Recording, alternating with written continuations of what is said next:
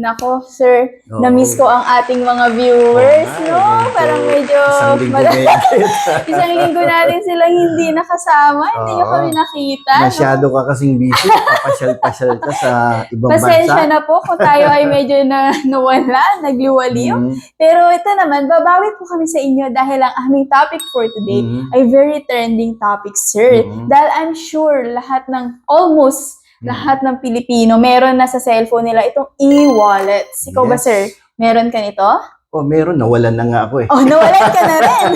So, ayun po ang topic natin today, viewers, and different kinds of e-wallets. Meron tayo si GCash, si PayMaya, at kung ano pa po yung mga ginagamit nyo dyan. At itong mga recent incidents, sir. Yes. Yung mga unauthorized transactions na naku, sunod-sunod talaga yung lumabas sa social media na nagre-reklamo, sir, na nalilimas yung account nila. Mga famous personalities pa itong At na-involve kahit yung mga famous personalities like si Pokwang, unang-unang nagsabi nung last November 8, siya yung 80,000 nag-post. yata yung Yes. nawala sa kanya. Ang laki nung nawala sa kanya, sir. So, Sayang, sana pinuutang na lang Oh. natin. tinumitubo pa sana bumalik sa Oo. kanya. So, ayun, sir, ang So, ating ibig sabihin, pag-uusapan. hindi safe yung itong mga digital wallet na tinatawag or e-wallet.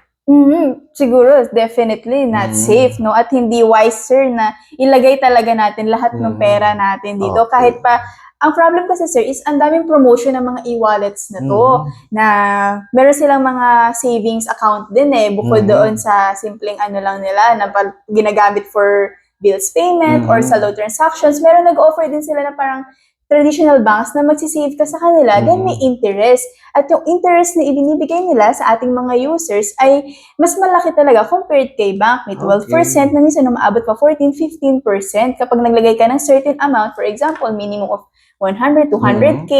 So, ang laki nung kinikita kasi sa pera mo. So talagang compared na i-bank mo lang siya. ina-encourage yung mga users or Ilipat mo consumers na dito. ilipat sa e-wallet.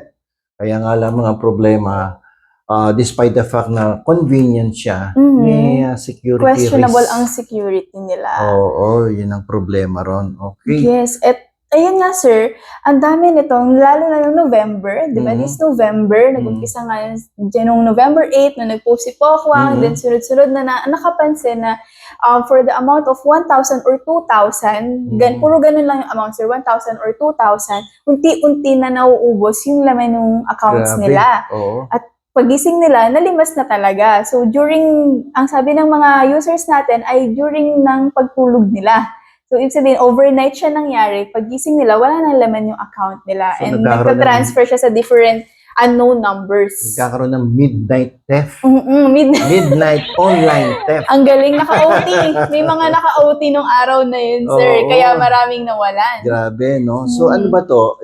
Sino ang at fault dito sa mga ganitong klaseng sitwasyon na kung saan nawawala yung pera mo sa e-wallet? Yes. Is it the fault of the e-wallet company or the end user, yung merong Consumer, app, yes. o yung consumer, or is there another person Third or party. third party involved Hackers talaga. na involved dito sa online theft nito? Well, ito, sir, sa recent incident na nangyari with GCash, dahil nagpatawag na rin si Senator Risa Hontiveros last November 13, nagpa-call sa Senate Committee na mag-start na ng investigation dito sa mga unauthorized transactions ni GCash.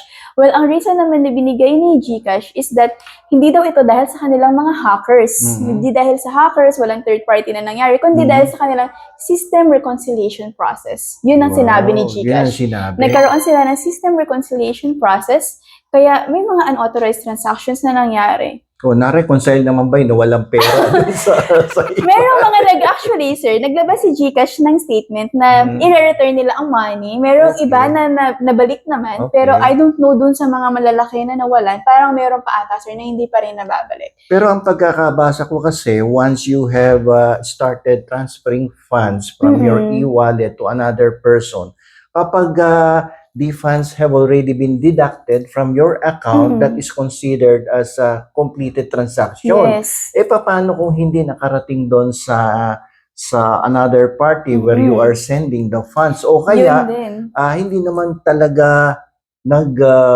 transact yung dalawang parties na yun. So, will be liable for that. Ano ba ang sabi ng ng kumpanya dyan, sino magiging Ang liable? hirap din Mababawi i-trace pa nun, ba di yung ba, sir? pera? Oo, ang hirap din i-trace Oo. nun. So, ang ano na dyan, sir, is dapat siguro si company na talaga ang maghahanap niyan, Oo. no? Kasi, or kung insured ba sila kay BSP, Oo. ganun na lang. What do you think ba, sir? Kay Mahirap BSP yun pa, no? may ganun Kasi bang ano? kapag nag-initiate ka ng move to transfer your funds to another person, tapos nagkaroon ng deduction, the transaction is account mo. deemed completed. So, paano kung hindi nakarating doon sa tao and there So, is floating another siya, person nawawala. or another party who intervenes in the transaction? Kumbaga, hinak. Hindi, hinak So, niya. will this be a case of where the account holder will be entitled to claim no the refund of the funds considering na may nag-intervene na third naman. party para kuhanin yung pera na namagitan between two parties. Medyo mahirap to at ang problema At ang dito. complicated din, sir, ng process ng pag-claim kasi sa mga ganitong mga e-wallets dahil Oo. wala kang makukulit na customer service representative. They will just encourage you to file a dispute claim through the app lang din para mag-fill up ka lang. Ano nangyari sa incident mo, magkano nawala, kailan nangyari, ganyan, sino nagpasa, saan pinasa. Mahirap Ganun yung lang. kanilang Ang sistema hirap. na magkakaroon dapat ng mas effective dispute Yes. resolution mechanism dito na hindi basta-basta lamang online din ang iyong pagsasampa ng dispute. Dapat may personal din talaga makakausap. May personal appearance dito. Dapat yung ating Department of Trade. Paano iba may mga sumisweldo sa GCash, di ba? May mga business owners na GCash ang means ng ang dami payment. na nga gumagamit yan no? Sa restaurant nga, Kasi sobrang magbabayad ka convenient niya. GCash. Scan ka lang ng QR, di ba? Nakatransfer ka na. Convenient. But there's a lot of risk involved in using this digital wallet. Napaka-delikado din.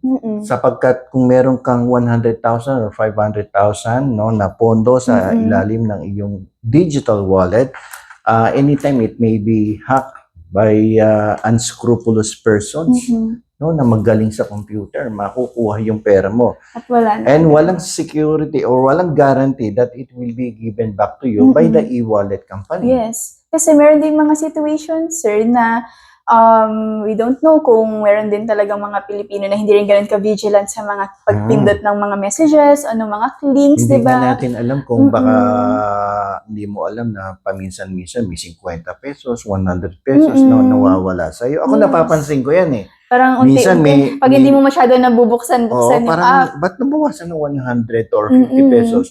But Wala if you sa will history, compute that, history. total niya na 50 or 100 pesos Ang laki na pala. makuhanan niya sa more than 100,000 users or 200 users, that would amount to millions of pesos. Malaking negosyo yan para sa mga hackers. Actually, sir, yung mga ganitong apps naman, usually, meron silang mga verification process, di ba? Yung mag-send muna ng OTP, ganyan. Kaso, ang problem, meron ding mga users na nagsasuccessful yung transfer nila kahit wala sila natanggap na OTP. Kusa lang talaga na pagtingin nila sa transaction history, deducted na. Wala man lang, hindi sila na-inform, walang nag-text sa kanila. Pero sa galing ng mga hackers ngayon, minsan na-i-intercept pa din yung mga OTP na yan. O kaya magpapadala ng link sa'yo at ikaw ay tatakawin doon sa message. Yan, sir. For example, kay Maya recently, di ba, sir? I think lahat tayo nakatanggap na message ni Maya nung may link na you may now claim a certain amount of voucher that will be transferred to your account. So, ang daming na biktima dun, sir. Ang daming nag-click sa link. Siyempre, tayong mga Pilipino, lalo na ngayon mag-holiday, ano ba naman 2,500 na voucher? Ang laking tulong na nun. So, ang dami nag-link at yung mga may savings po sa Maya account, nalimas din talaga yung account nila. Nagtataka naman ako bakit yung PayMaya na-access yung aking phone number. May experience kayo, sir? Personal experience nyo? Text ng text sa akin, pinapipindot yung link at ako daw nanalo ng ganitong klaseng amount. Yun nga. At ang gamit talaga dito, sir, na pang text is Maya company talaga. Kasi same text message ni Maya na ginagamit nila sa pag-inform sa mga customers na don't click a link. Pero doon din sa message na yun, biglang magte-text din sila na click this link to claim a voucher. So, ang galing ng mga hackers, di ba? Gamit din nila yung system mismo ni Maya. So, beware kayo dyan sa click the link, no? Kasi pag kinlik niya, pag gising mo kinabukasan, wala ka ng pera sa e-wallet. Grabe, nakakalungkot. lalo ngayon magki-Christmas, yung bonus nyo. Yes. Definitely, may mga plano ng mga hackers no, na kanilang bantayan ang pagdating Pagpasok yung ng 13th month. tsaka yung iyong bonus. Oo. Naku, magugulat kayo. Baka maraming umiyak dyan. Kaya Totoo. kayo, kung may magme-message sa kanila, sa kanilang mga mobile phone, Just ignore na lang siguro. huwag kayong Entice. matutokso Oo. na may minanalo kayo o kaya makakakuha kayo ng Kung wala ka amount. namang sinalihan, saan ka ba mananalo? Alam mo na wala ka sinalihan na raffle, Oo. di ba, sir? Yun, delikado Oo. yan. So, but for those who have lost their funds sa e-wallet, meron naman kasi tayong mga government agencies that were, Ayan. you can file your complaint. Saan government institution sila pwedeng lumapit, Since sir? this is business, pwede kayong pumunta sa Department of Trade and Yes, Industry. DTI. Meron silang isang bureau na kung saan pinangangalagaan ang protection ng mga consumers. Ang tawag dito, kung hindi ako nagkakamali, yung Consumers Protection Bureau. You can go there and file a complaint at pwede din pumunta kayo sa Bangko Sentral ng Pilipinas sapagkat ito ay isang financial institution or financial organization yung involved dito sa mga ganitong klaseng scam or anomalya online. So, pwede nyo din yan isumbong sa Bangko Sentral ng Pilipinas. So now, who has sir, kung jurisdiction. meron ako mga kakilala ko with same experience as mine, yung mga nawalan ng pera, pwede kaming mag-file as a group or kailangan personal filing talaga itong complaint? Pwede mong i-file individually, but if there are so many people or users victimized by this scam sa e-wallet, yung mga nahack, at sobrang dami na nila, it would be practical on the part of the complainants na pag-isahin yung kanilang reklamo, ang tawag dito, class suit. So kapag meron kayong common issues, no, common complaint, and you are in a very similar situation at ang inyong nirereklamo, isa lang naman, isang kumpanya it lang would naman. be better to join together and then integrate yung mga complaints na yan and then file it with the court. Ang tawag dyan, class suit. Kasi marami din naman na biktima. Palagay mo ako, 3,000 lang nawala sa akin. Ako ba'y magpapail pa sa husgado? May filing docket fee. Ang mahal yan. Magastos din. Magastos ano yan. ba, Siyempre, ano ba yung mga mag-hire ka ng fees lawyer. na yan, sir? May docket fee yan, tapos may lawyer's fee, yung acceptance, hindi lang naman acceptance fee ang babayaran mo sa abogado. Merong appearance fee yan, merong preparation of the pleadings fee. So, ang daming fees ang abogado. So, kung nawala sa'yo 5,000, magpa-file ka pa ba ng complaint? Hindi na, So, it would be better na talagang i-consolidate yung lahat ng complaints. Total, you have the same issues, you are similarly situated, and you are only complaining against one particular person or one particular company. Better na mag-consolidate na lang and then file the complaint. Mas makakamura pa. And then there will only be one representative na lang. Okay. Two representatives. So, dapat may isang representative. Pag nanalo yon, damay-damay. Kahit 3,000 lang nawala sa'yo, pag nag-award ng damages, kasali ka sa biyaya. Kasali ka pa rin.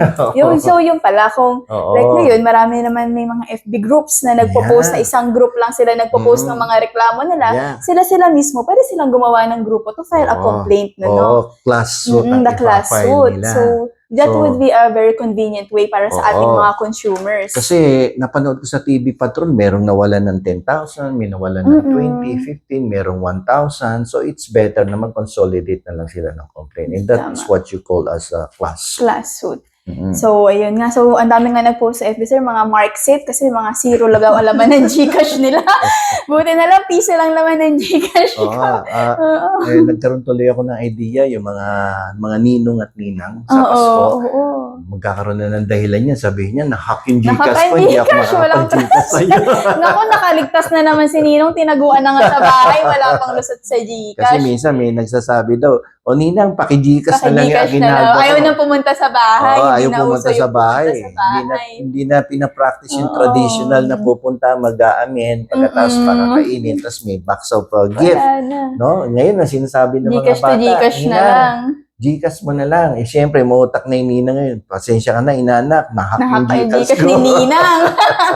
Pero for sure yan, sir, this coming Christmas season, malamang marami lalabas na naman ng issues na ganito. Maraming online scam, online theft na lalabas dyan. So, you need to be very careful in receiving messages, no? Tapos magki-click kayo Magki-click.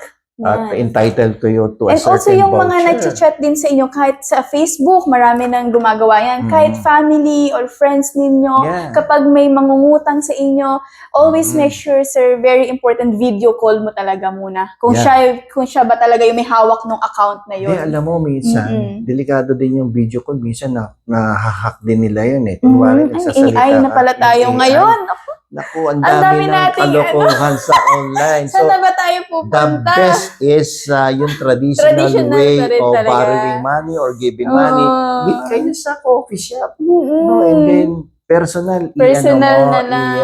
bigay mo Lalo doon na kung sa malalaking pagbibigyan mo. amount. Yes. Lalo na malaking amount. Mm-mm. O kaya, kung hindi ka makakapunta in person, may cheque ka naman. So, cheque. Sulat na lang. Sulat, Oo. padala mo sa Lalamove o kaya Mhm. sa Ang Grab. dami nating kalaban Oo. ngayon, dumagdag pa pala si AI. Oo, Grabe. kasi masyadong advanced ang technology. Nakakagaya na Yeah. sila ng mukha, ng boses. Oo, yung mukha. Oo. Katulad mo, pwede kang gayahin na Bea Binene. Baka AI lang tong kaharap mo, sir. Ayun, so madaming benepisyo ang Madaming benefits. Marami online ding transactions, yung mga disadvantages. Paymaya na yan, GCash. But there are also many risks involved, no, in using these different apps. So, mag-iingat lang tayo pagdating dito sa mga financial Yes. transactions online. Tama. So, ayun po. Baka meron po kayong mga gusto ipakonsulta or baka meron po kayong mga similar experiences Yeah. kagaya nito. Please let us know and join us in our comment threads po dito sa aming YouTube channel. Baka po sakaling masagot po namin ang inyong mga katanungan dito. No, pag-usapan po natin yan. At para baka mapanood din ng ating mga nasa ahensya.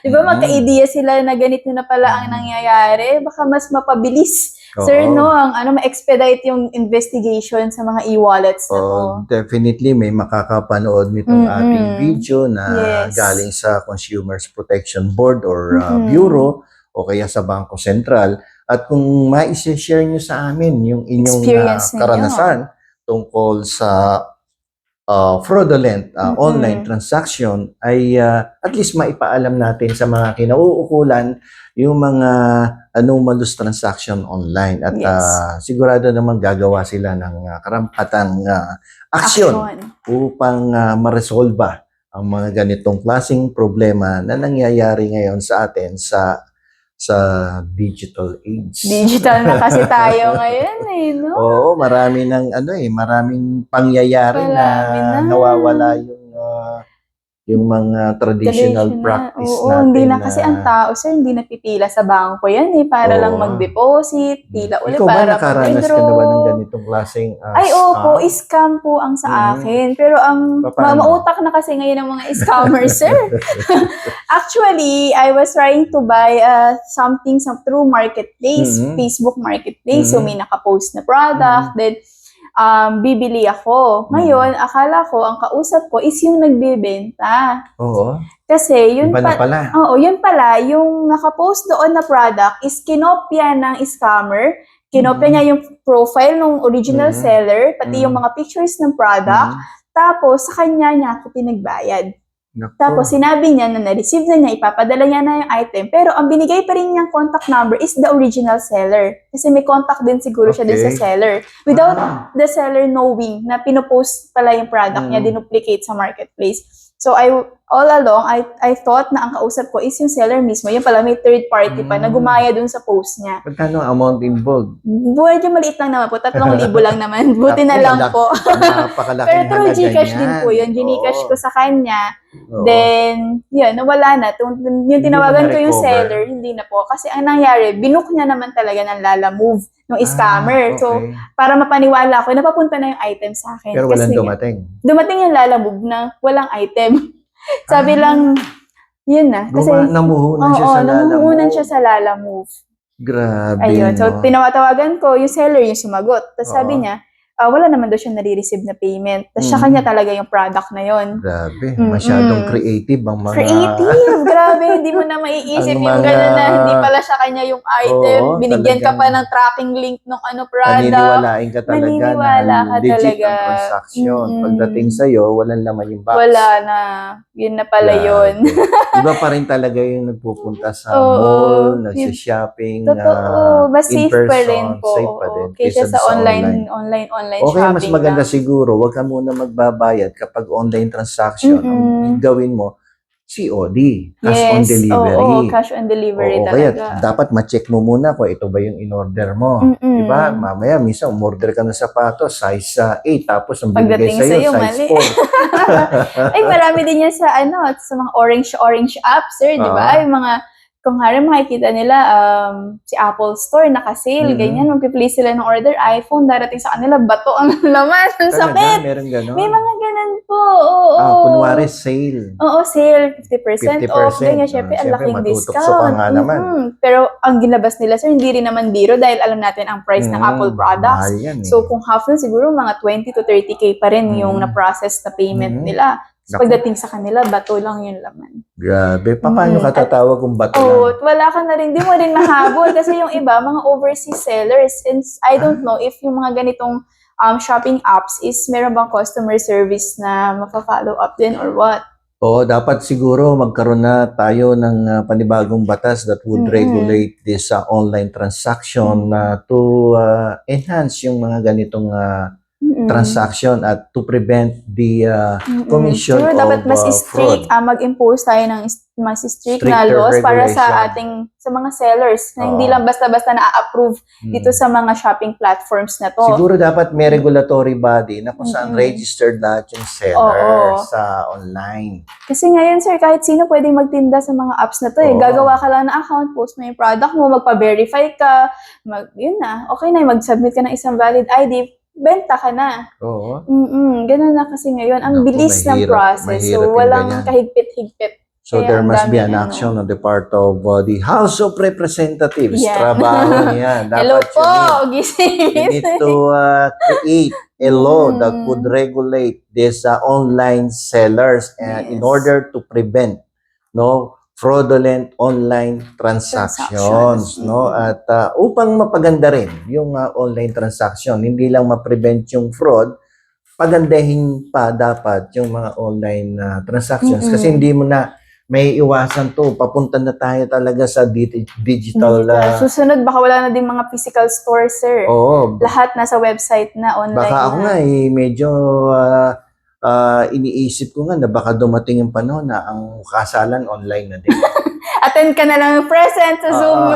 Nag-raise hand na lang. Tatanungin ka ng pare online. Minamahal mo ba itong pinapakasalan mong babae? Ipindot ka lang. Unmute muna. Press I do, 1. Father. Press 1 Ganun na, yes. select. Choose 1. So yes, choose 2. Ignore. Ganun na lang. So, ganun mangyayari dyan. Totoo. Sa susunod na mga panahon. Baka payagan na din ang mga online wedding ceremony. Kasi may online na ang burial, di ba? Yes, oo. Yung mga malalayong relatives, pwede lang. Zoom na nga lang. May nakita akong Mag-join ganun ka na lang po. Online, makikiramay ka. Nandoon nakikita mo yung... Tapos, magpo-post din sila din ng para sa abuling mo. Dito mo isend sa mga banks na namin. Ganyan. So, masyado ng advance. Hey, what a colorful life we live in. Ang sarap talaga. Oo. Kaya extra careful po sa ating mga kababayan. Ang pera, hindi yan basta-basta. Naku, grabe, ang hirap na po kitain ng pera ngayon. Kaya doble ingat po tayo sa mga ganitong transaksyon. Yung pagsi-cellphone natin, hindi siya laging convenient. Dapat vigilant tayo sa mga pinipindot natin. Huwag basta-basta ma-e-entice sa mga promos, raffles, o may makiklaim ka na voucher na ganito. Dahil, yun nga, kung wala ka namang sinalihan, anong i-claim mo? Diba? So, lagi tayo nating isipin bago natin i-click yung mga natatanggap natin. Mas Double check maganda pa rin lagi. talaga yung traditional practice of seeing with one another. Meet Kung up dito lang naman kayo sa Metro Manila, tiisin nyo na yung traffic. At least, bukod doon sa nakakasigurado kayo na makakarating yung mga ibinibigay ninyo sa mga kakilala ninyo, nagkita pa kayo, nagkaroon pa kayo ng physical reunion. May reunion May pa. reunion pa. Bonding Iba pa rin pa. yung magkakaroon kayo ng physical bonding. Mm-mm. Yes, doon sa online na medyo may risk talaga. Kung Yes. dito lang sa Metro Manila. But if it is outside Metro Manila, make it sure na dino-double check ninyo Yes. yung mga katransact ninyo online. No, tawagan ninyo, ikaw ba to? Something like that. Video Kasi yung call. iba masyadong mapagtiwala. Kampante lang. Kampante. Pindot ng pindot. Alam niyo yung copy pindot na yan, masama yan. Hindi kailan pindot ng pindot. Masama Naku yung po. pindot ng pindot. So, medyo ingat tayo sa kakapindot at yung pindot niyan, pwedeng mawalan ka ng daan-daang libo sa iyong e-wallet. Okay. So, ayun sir, no? Siguro. Okay, sana may natutunan Nice. kayo dito sa aming episode today na tungkol sa mga e-wallet transaction at kung saan kayo pupunta, kung sakaling kayo po ay mabibiktima ng mga scammer at mga na-encounter ninyo itong mga fraudulent transactions online. So, sa aming mga viewers, please engage po sa aming comment section here sa aming YouTube channel. Let's hear each other's opinion po. Magpalitan po tayo dito ng usapan para po makapag-share tayo ng ating mga experiences and hopefully po ay marinig o makapunta po ito sa mataas po na opisina ng ating gobyerno. So, ayun At po. wag din po ninyong kalilimutan na mag-like, mag-share at Subscribe sa aming YouTube sa aming channel. YouTube channel. So, thank you so much. hanggang This is sa muli, the this Legal is Lounge. Legal Lounge. Very good. So, hindi kami nag-practice.